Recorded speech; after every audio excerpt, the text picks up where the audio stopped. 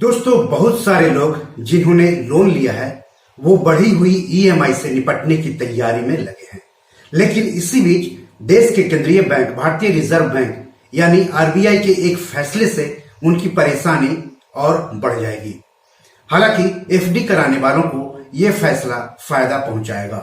ऐसा क्यों होगा यह हम आपको आगे बताएंगे, लेकिन सबसे पहले मैं आप सबसे गुजारिश करता हूं कि अगर अभी तक आपने इस यूट्यूब चैनल को सब्सक्राइब नहीं किया है तो जल्दी से कर लें। साथ ही साथ अपने दोस्तों, रिश्तेदारों, अपने जान पहचान वालों को भी इस यूट्यूब चैनल को शेयर करने के लिए कहें, सब्सक्राइब करने के लिए कहें, क्योंकि पैसों से जुड़े हर सवाल के जवाब यहाँ दिए जाते हैं आपकी भाषा में आसानी से।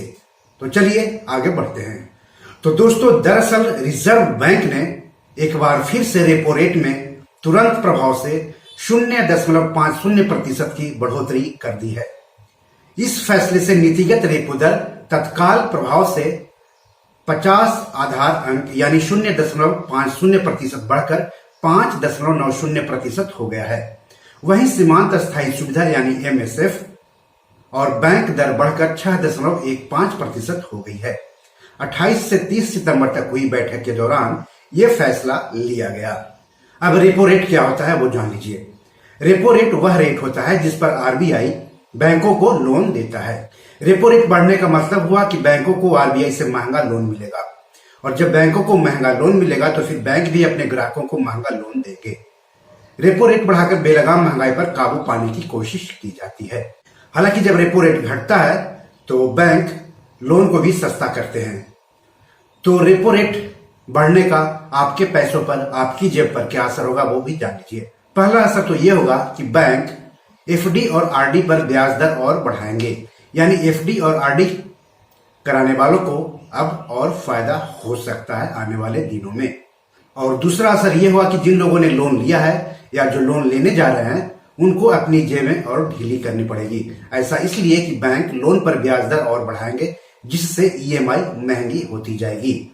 तो अगर आपने होम लोन लिया है या कोई और लोन लिया है और ईएमआई बढ़ने वाली है तो ईएमआई जो बढ़ी हुई है उसको कैसे पूरा करना है उसके बारे में आप सोचना शुरू कर दीजिए। आरबीआई के कुछ और फैसले पर नजर डाल लीजिए। तो आरबीआई ने कहा है कि मौजूदा वित्त वर्ष में देश का जो है ग्रोथ वो 7% रहेगा। हालांकि इससे पहले आरबीआई ने 7.2% का अनुमान दिया था, लेकिन अब इसको घटा करके 7% कर दिया है। ग्रोथ रेट कमने का मतलब हो गया कि देश में आर्थिक गतिविधियां में कमी आएगी और इससे आने वाले दिनों में तालाबंदी हो सकती है, ज्यादा से ज्यादा कंपनियों पर बेरोजगारी बढ़ सकती है, लोगों को काम के लाले पड़ सकते हैं। इसके अलावा आरबीआई ने महंगाई दर को इस साल 6.7% रहने का अनुमान जताया है। डॉलर के मुकाबले रुपये में लगातार कमजोरी बनी हुई है। $1 अब 82 रुपया के करीब पहुंच चुका है। तो आरबीआई का कहना है कि इस वित्त वर्ष के दौरान डॉलर के मुकाबले रुपया 7.4% गिर चुका है। जानकार भी मान रहे थे कि देश में बेलगाम होती महंगाई, दुनिया भर के केंद्रीय बैंकों द्वारा ब्याज दरों में बढ़ोतरी को देखते हुए आरबीआई इस बैठक में प्रमुख दर में 0.50% तक इजाफा कर सकता है। आपको बता दो कि हाल ही में अमेरिका का केंद्रीय बैंक फेडरल रिजर्व ने प्रमुख दरों में 0.75% का इजाफा किया था। साथ ही आने वाले दिनों में भी दरों में और बढ़ोतरी करने के संकेत भी दिए थे। तो बी और मनी मैनेजर में आज इतना ही। धन्यवाद, नमस्कार।